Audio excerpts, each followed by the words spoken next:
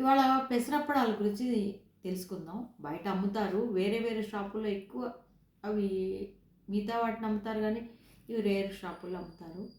వెతికితే దొరుకుతాయి. ఇది మనం ఇంట్లో ఎలా తయారు చేసుకోవాలనేది కూడా మనం ఒకసారి తెలుసుకుంటే, ఓపిక ఉంటే ఎప్పుడన్నా చేసుకుంటే, స్వయంగా చేసుకుంటే అదొక ఆనందం. వాటి గురించి చెప్దాం అనుకుంటున్నా. ఒక కేజీ పెసరపప్పు తీసుకొని బాగా ముందు ఎండలో పెట్టాలి ఆ పప్పుని. ఎండలో పెట్టిన తర్వాత శుభ్రం చేసే ఉంటాయి ఈ రోజున. పెసరపప్పు ఎండలో పెట్టి 2 రోజులు అది మిక్సీలో బయట మిల్లుకి పంపాలి.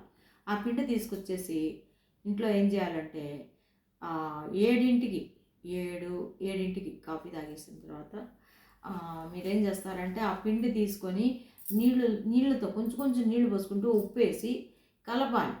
కలుపుతున్నప్పుడు చపాతీ పిండిలాగా రావాలి అది. చేతికి మనం నూనె అంటించుకోవాలి. నువ్వుల నూనె కానీ ఏదైనా అంటించుకొని ఆ పిండి చక్కగా కలపాలి. కొంచెం కొంచెంగా నీళ్లు పోసుకుంటూ కలపాలి. ఒకేసారి నీళ్లు పోయొద్దు, మళ్ళీ పిండి సరిపోదు అనమాట. కొంచెం వత్తడానికి కూడా పిండి అవతల ఉండాలి. కాబట్టి మొత్తం కలిపేయకూడదు. కొంచెం పిండి అవతల పెట్టుకొని కలపండి. కలిపిన తర్వాత ఏం చేయాలి, నూనె కూడా వేయాలి దాంట్లో. నూనె వేసి చక్కగా బాగా మెత్తగా కలపండి. ఎండు కారం వేయాలి సరిపడా. వేసిన తర్వాత కలిపేసి మూత పెట్టి ఉంచండి. బాగా శుభ్రంగా కలిపి అంత ఉండలు చేసి 2-3 ఉండలు చేసినా పర్వాలేదు. కలిపేసి అట్టి పెట్టండి. అట్టి పెట్టిన తర్వాత మీరు 11కి పనులన్నీ అయిపోయిన తర్వాత 11కి ఇవి చేయడానికి కొంచెం పెందరాడు చేసుకుంటాం ఆ రోజు వంట. అయిపోయిన తర్వాత ఏం చేస్తాం, 4 ఆడవాళ్ళని పిలుచుకుంటే వాళ్ళే వచ్చి తలా ఒకటి చేస్తారనమాట. అలా ఇదేం చేస్తారు, రోడ్డు దగ్గరికి వెళ్ళాలి మనం. తర్వాత 11కి దీన్ని మూత తీసి రోడ్డు దగ్గరికి, ఎండుకారం కూడా వేసాం, ఇంగు వేసాం, నూనె పోసి కొంచెం నీళ్ళతో చపాతీ పిండిలాగా కలిపి గుండ్రంగా పెట్టుకున్నాం. దీన్ని ఏం చేయాలి, రోట్లో వేసి దంచాలి బాగా. అది చిగురు వస్తుందన్నమాట. తిప్పుతూ దంచండి.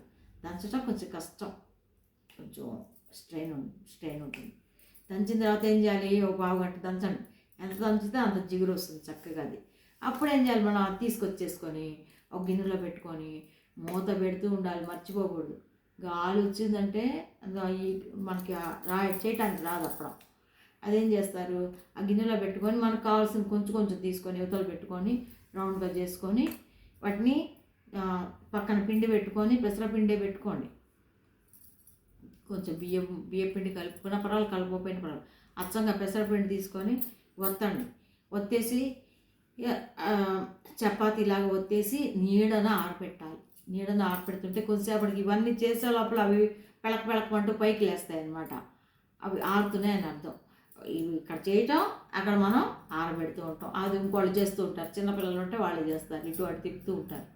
అయిపోయిన తర్వాత అవి మనకి డబ్బాలో పెట్టుకోవటం, నూనెలో వేయించుకొని అన్నంలోకి తింటాం.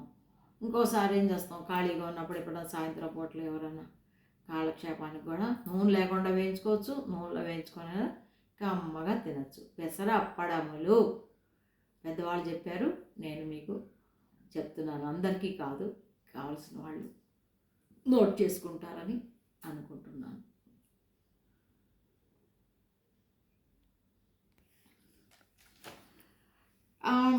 వీటితో పాటు అప్పడాలతో పాటు గుమ్మడికాయ వడియాలు ఎలా చేయాలి, చక్కని గుమ్మడికాయ వడి తెచ్చుకోండి. బూడిద ఉండాలి దానికి బాగా. బూడిద ఉంటే బాగా చక్కగా పండింది అని అర్థం. ఆ బూడిద వస్తేనే కాయ మన పక్వానికి వచ్చింది అని అర్థం. అది ఏం చేస్తారు, ఆకు మచ్చ కానీ ఏదైనా కట్ అయినవి కానీ సరిగ్గా వంకర కుక్క మూతివి అలాంటివి తెచ్చుకోకూడదు మనం ఇళ్ళకి. ఏ కాయ అయినా సరే చక్కగా ఉండాలన్నమాట, గుండ్రంగా నీట్గా. ఎవరికైనా ఇచ్చినా కూడా ఇట్లాంటివి ఇవ్వాలి కానీ వంకరవి టెక్కరవి చిన్న గుడ్డి పూలు అట్లాంటివి ఇవ్వకూడదు.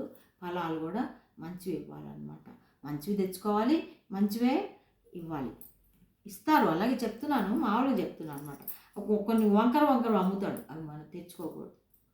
అది తీసుకున్న తర్వాత ఏం చేయాలి, ఈ గుమ్మడికాయని ఏం చేయాలి, ఆ రోజు సాయంత్రం రాత్రిపూట అనమాట పనులన్నీ అయినాక మగవాళ్ళతో ఆ కాయని వెనకాల నుంచి తల వెనకాల నుంచి బద్దలు కొట్టించాలి. మనం కొయ్యకూడదు, అది కత్తి పెడుతూ చాకుతో కత్తి పెడుతూ ఆడవాళ్ళు బూడిద గుమ్మడికాయని కొయ్యకూడదు. ఈ బూడిద గుమ్మడికాయ వేరుశనగ ఇవన్నీ కూడా శనగ అయితే వేరుశనగ, బూడిద గుమ్మడికాయ, నేతి బీరకాయ ఇవన్నీ కూడా విశ్వామిత్ర సృష్టి అంటారు. కొన్ని కొన్ని ఉన్నాయి చూడండి. శనగ, వేరుశనగ, గుమ్మడి, బూడిద గుమ్మడి, ఇలా ఉంటాయన్నమాట. బీర, నేతి బీర ఇవన్నీ విశ్వామిత్రుల సృష్టి, వేరే అసలు ఉన్నవి కాకుండా. సో ఈ గుమ్మడికాయని ఏం చేస్తారు, ముక్కలు చేయాలి మనం. చిన్న చిన్న ముక్కలు చేసుకొని ఒక చిల్లులు గిన్నెలో పెట్టేసి కింద నీళ్ళు వస్తాయి. ఆ రాత్రి అంతా నీళ్ళు వచ్చేస్తాయి దానికి. ఆ గిన్నెలో పెడితే ఆ నీళ్ళు వస్తాయి. ఆ నీళ్ళతో అప్పుడే పప్పును కూడా కేజీ పప్పు, కేజీన్నర పప్పు నానబొచ్చేయండి. పోసిన తర్వాత ఈ నీళ్ళతో రేపు పొద్దున కడిగిన తర్వాత పప్పు అంతా, పొట్టుపప్పు అయితేనే రుచి ఉంటాయి, ఏ పప్పు అయినా కూడా. ఈ నీళ్ళు పోసుకుంటూ గ్రైండర్లో రుబ్బుకోవాలి. ఈ వేస్ట్ అవ్వదు అనమాట. ఈ నీళ్ళు ఏం చేయాలి, అది తీసి తర్వాత ఉప్పు, ఎండు కారం, ఈ ముక్కలు తీసుకొచ్చేసి కలపాలి. చక్కగా కిందకి పైకి కలపండి చక్కగా. మరి నీళ్ళు అవ్వకూడదు, జాగ్రత్తగా చేసుకోవాలి. సరిపడ చేసుకోండి. ఉప్పు కరెక్ట్గా ఉండాలి, కారం, ఎండు కారం చక్కగా ఉండాలి, ఇంగు ఉండాలి. ఇంగు కూడా వేసేసి మొత్తం అన్నీ కలిపేసేయండి, ముక్కలన్నీ కలిపి పారేసేయండి.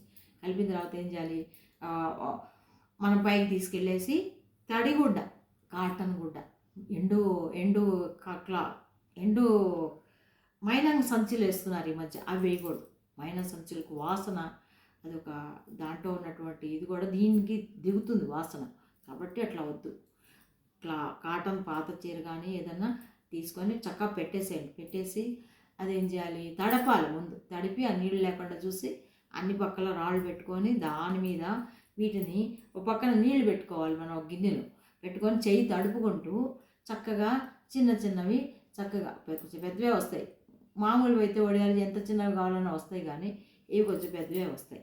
ఆ ముక్కలతో పాటు చక్కగా పెట్టండి. నొక్కద్దు, నొక్కితే దానికి అతుక్కుపోయి మనకి రావు తర్వాత. కాబట్టి పైన అట్లా అలా పెట్టుకుంటూ చక్కగా నీట్గా పెడుతూ ఉండాలి. వరుస ప్రకారం పెట్టుకోండి. చక్కగా పెట్టుకుంటే బాగుతాయి. అదే గుండ్రంగా పెట్టినా కూడా అలా అలా అలా కంటిన్యూషన్ పెట్టుకుంటే బాగా వస్తాయి. తర్వాత ఏం చేయాలి, 2 రోజులు ఎండబెట్టుకోవాలి. అప్పుడు ఊడిపోతాయి అవి, 2 రోజులకి ఊడుతాయి. ఊడినప్పుడు ఏం చేస్తారు, మళ్ళీ అవన్నీ జాగ్రత్తగా ఒలుచుకోవాలి. ఇటు అటు గుడ్డ పట్టుకొని వలవాలి, లేకపోతే విరిగిపోతాయి మనకి. చాలా ట్యాక్ట్ఫుల్గా వలవాలి అవి. ఒలిచిన తర్వాత ఏం చేయాలి, అవన్నీ మళ్ళీ ఒక పెద్ద పళ్ళెల్లో మళ్ళీ 2 రోజులు ఎండబెట్టుకొని బాక్స్లో పెట్టుకుంటే అన్నంలో, వేడన్నంలో అవి కూడా ఆధారంగా మనకి పనిచేస్తాయి. చాలా రుచిగా ఉంటాయి. స్వయంగా చేసుకున్నవి అయితే మనకి ఎంతో ఆనందాన్ని ఇస్తాయి. ఓకే, టైం ఉన్నప్పుడు చేయండి. ఒకసారి చేసి చూస్తే ఈ పని కూడా వచ్చింది మనకి అనుకుంటే చాలు. అవసరమైతే ఉపయోగిస్తాం, లేకపోతే లేదు. గ్రిప్లో ఉంటుంది చేతిలో. ఏ పనైనా సరే పెద్దవాళ్ళు ఏం చెప్పేవాళ్ళు, నేర్చుకొని అడ్డే పెట్టుకోవాలి, అవసరం వచ్చినప్పుడు ఉపయోగించుకోవాలి. అది అన్నీ దొరుకుతున్నాయి ఈ రోజున. పెళ్ళికి కూడా ఏమి ఎవరు చేయక్కర, పసుపు ఒకటి కొడుతున్నారు.